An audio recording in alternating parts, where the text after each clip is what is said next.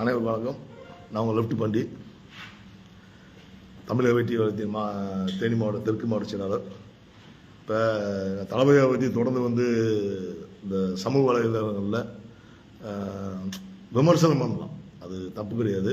விமர்சனம் செலுத்தா மட்டும்தான் ஒரு அரசியல்வாதி ஆக முடியும், அது உண்மை. அது அந்த விமர்சனம் பேரில் ஒரு தனிப்பட்ட தாக்குறது, ஒரு மனுஷனை உருவக்கேலி பண்ணுறதுல இப்போ மூத்த பத்திரிகையாளர் சொல்லி சில பேர் வராங்க.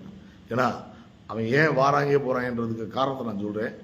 என்ன காரணம்னா, வயசுக்கு மீறிய வார்த்தைகள், வயசுக்கு மீறிய சொற்களை பயன்படுத்துகிறாங்க. இந்த பாண்டியன் சொல்லி ஒரு பத்திரிகையாளர், அந்த பேரில் பத்திரிகை தொழில் பண்ணாமல் தெருவா வீதி வீதியாக சந்து சிந்தா உட்காந்து ரோட்டில் பிச்சை பேசிட்டு இருக்கான். ஒரு விஷயத்தை கேளுங்க, அந்த பேசுகிற விஷயத்தை கேளுங்க. விஜய் பிஜேபியோட சேர்ந்தே ஆகணும். இல்ல விஜய் ஒரு ஆள் எங்க இருப்பாரு?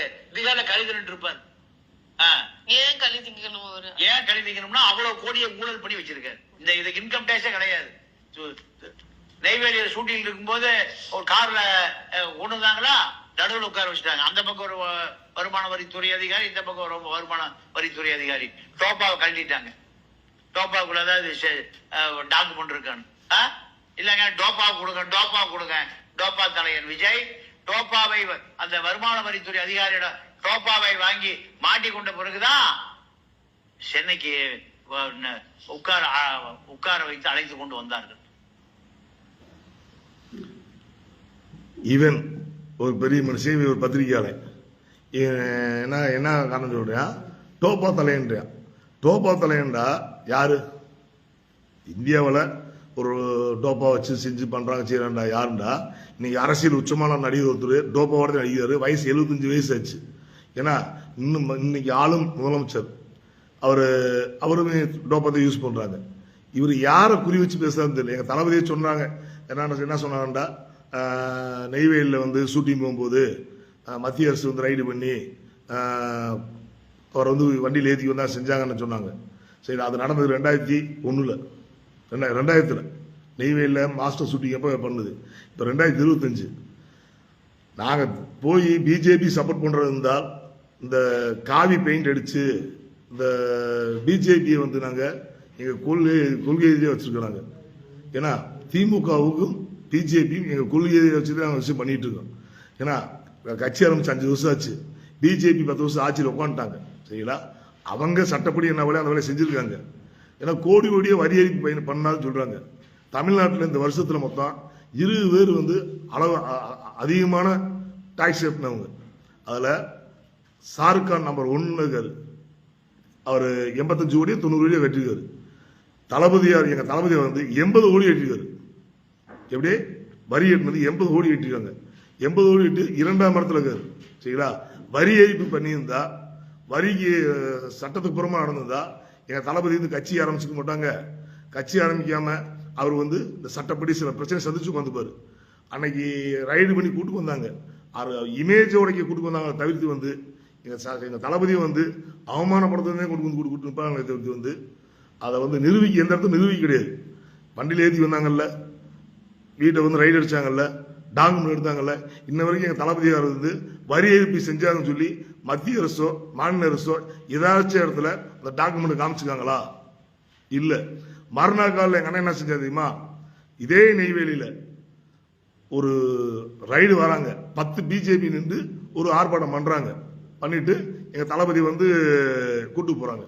கூட்டு போயிட்டு மறுநாள் காலையில மறுநாள் சாயந்தரம் ஷூட்டிங் முடிஞ்சு லட்சக்கணக்கான பேர் கூட்டினான். சரிங்களா? அதே மாதிரி கூட்டம் எத்தனையோ வீட்டு ரைடு அடிச்சுக்காங்க போடுவாங்க. இன்னொன்று தெரியுமா? எங்க தளபதி ஒரு முதலமைச்சராக இல்லை, ஒரு அமைச்சராக கிடையாது, ஒரு எம்எல்ஏ கூட கிடையாது, ஏன் ஒரு கவுன்சிலர் கூட கிடையாது. எப்படி கோடி வரி ஏற்பி பண்ண முடியும்? வரி சம்பளம் தான் ப்ரொடியூசர். சரிங்களா? அது முறைப்படிதான் சம்பளம் சேர்த்து தவிர்த்து முறையற்ற முறையில் வர கிடையாது. ஆனா இந்த மாதிரி இந்த பத்திரிகையாளர் போறதுல கொல்ல பேர் சுத்திட்டு இருக்கான். பூரா வயசாகி போச்சு. அந்த பேசுறேன் பாத்தீங்கன்னா, அந்த பாண்டியன் ஒரு மனுஷன் இந்த மாதிரி கேமரா பார்த்தீங்கன்னா பேசுவாங்க, கண்ணை அப்படி தொங்க விட்டுருப்பாப்ல. உனக்கே 1000 பால்ட்ல உட்காந்து பேசிட்டு இருக்க, ஒரு மீடியாவுக்கு நீ பேச போறியா?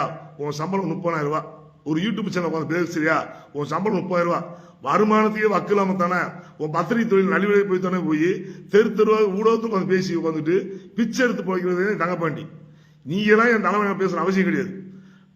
டோப்பா என்ன மண்ட முடி மசூர் வச்சாக்கும் டோப்பா வைக்க போறேன். எந்த இடத்துல எங்க அண்ணன் டோப்பா நீ பார்த்த சொல்லுவோப்போ.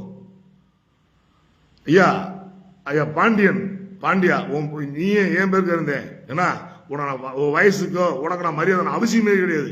ஏன் தெரியுமா, ஒரு சினிமா டைரக்டர் ஒரு நேர்காணல் இல்லை உன் என்னென்ன பேச்சு பேசினேன், வாடா போடா மயிரே பிண்டியா நீ அந்த கெண்டக்கால் ரோமத்தை பிடிக்கிட்ட. ஒரு சினிமா டைரக்டரே பேசும்போது எதிர்ப்பு என் தலைவனை பேசும்போது எதிர்ப்பு நாங்கள் காட்டாட்டின பட்சத்துக்கு நாங்கள் அரசியல்வாதி கிடையாது, அடிப்படை தொண்டைங்க, அடிப்படை ரசிகங்க நாங்கள். ஏன்னா வயசுக்கு நீ சூதானமா பேசிக்க, இல்லைன்னு உனக்கு கிழிச்சு தொங்கு தாறுதல் அத்துவிட்டு விரும்பிச்சுக்க. நீ ஒரு பெரிய மனுஷன், நீ ஒரு பத்திரிகையாளன், உங்களுக்கு நான் பதில் சொல்லி உட்காந்துக்கணும். எங்க அண்ணன் பதிலும் பேச மாட்டாரு. எங்க அண்ணன் மேல நீ 1000 விஷயத்த இருக்கு பதில் பேச மாட்டாரு, 1000 எடுத்து பதில் பேச மாட்டாரு. ஏன் தெரியுமா, அந்த மனுஷன் குணம் அப்படி. வரி ஏய்ப்பு சொல்லி வராங்க சில பேர். அந்த வரி ஏய்ப்பு என்னன்னா, அரசு ஒரு வண்டி வாரம் வாரமா, அந்த வண்டி வாரம் வாங்கும்போது அரசு சில வரி விலக்கு பண்ணி கொடுக்கும். அந்த வரி விலக்கு முறைப்படி சட்டப்படி அப்படித்தான் கேட்டாங்க. தவிர்த்து வரி ஏய்ப்பு பண்ண கிடையாது. வரி ஏய்ப்பு பண்ணது எத்தனை முதலமைச்சர் தெரியுமா, வேணாம் அவங்கள இறந்துட்டாங்க, அவனை பேச நல்லா இருக்காது. அதுல தமிழ்நாட்டில் இருக்க ஒரு 3 சிஎம் டாப் 10 இருக்காங்க. எப்படி தமிழ்நாட்டு ஆண்ட முதலமைச்சர்கள் நான் யாரும் இறந்து போனவங்களை குறிப்பிட்டு பேசுற அவசியம் எனக்கு கிடையாது, அது தேவையும் கிடையாது. ஏன்னா வந்தார்கள், ஆட்சி ஆண்டார்கள், நல்லது பண்ணாங்க, நல்லது பண்ணியிருந்தா தொடர்ந்து ஆட்சி இருந்துப்பாங்க, கெட்டது பண்ணியிருந்தா ஆட்சி மாற்றமா இருக்கு.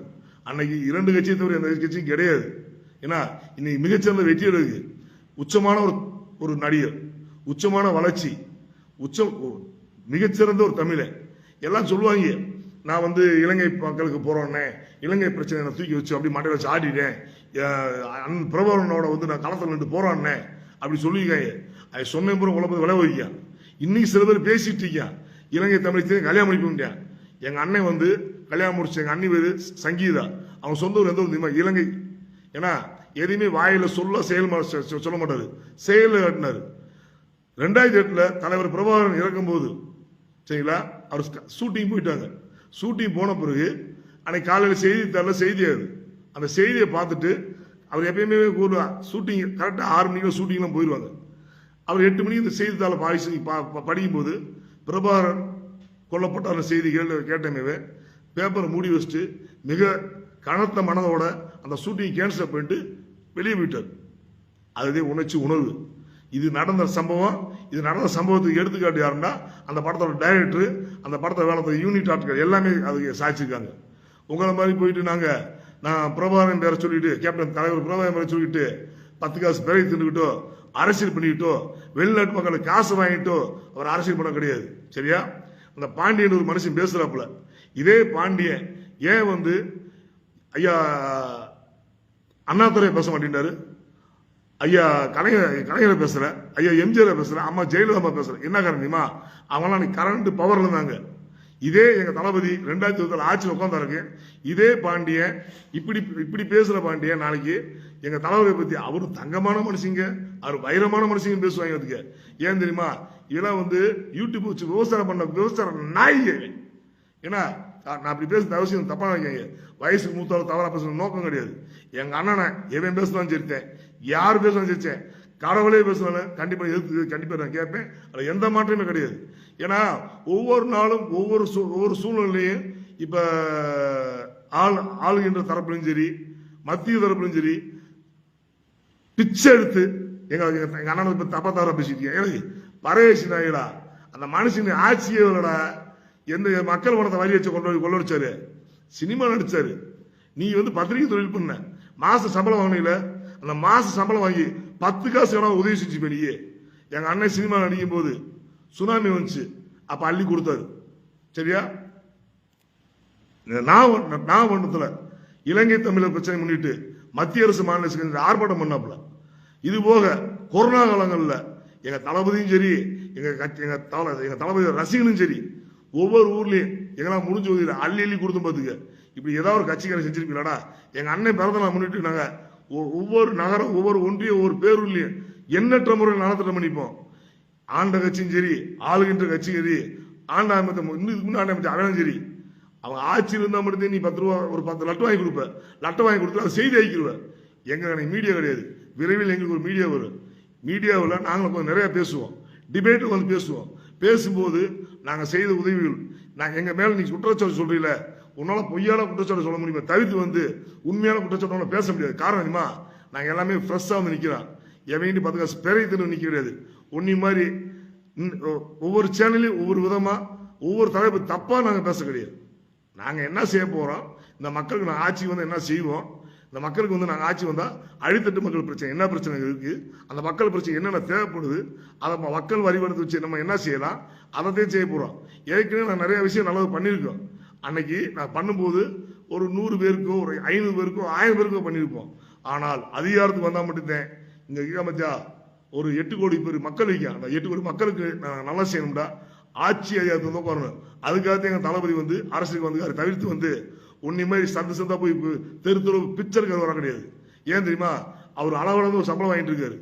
ஒரிஜினலா ஒரு ராஜா மாதிரி வாழ்க்கை வாழலாம். உன்னை மாதிரி பறையசி போயிட்டு இத்து புனைவிட்டு மானகட்ட நாயிட்டு அவர் பேச்சு வர கிடையாது. எல்லாம் மீறிட்டு வராது. கண்டிப்பா வந்து 2026 ஆட்சியை பிடிப்பாரு. ஆட்சியை பிடிச்ச பிறகு நீ நீ நீ வயசாகி போச்சு, உன் வயசு ஒரு 70 வயசு 50 வயசு இருக்க, நீ நாய் ஊற்றி வச்சுவேன். நாங்கள் ஊரா 40 வயசுக்காரன் ஒவ்வொருத்தையும் சிங்க சிறுத்த மாதிரி உட்காந்து முடிச்சுக்க பிச்சு பெடல் எடுப்பான். ஒன்னே கிடையாது.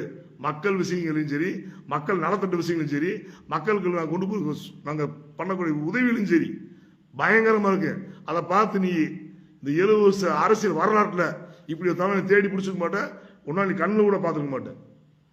இதே மாதிரி ஒவ்வொருத்தையும் பேசுறேன் பார்த்தீங்கன்னா ஒவ்வொருத்தருக்கும் நான் பதில் கொடுப்பேன். அதனால வார பிரச்சனை சந்திக்க என்ன வந்தா பிரச்சனை சந்திக்க ரெடி. அனைத்துமே சட்ட ரீதியாக சந்திக்க ரெடி. மரியாதை கொடுத்தா மரியாதை கிடைக்கும். மரியாதை எல்லாம் பேசுனா உன்னைய போன்ற நாய்களுக்கு எந்த சொல்லி மரியாதை தர முடியாது. தெரிஞ்சே பார்த்துக்க. வாழ்க்கை தமிழுக்காக, போற உயிரின் தலைவனுக்காக வாழ்க. ஜெய்ஹிந்த்.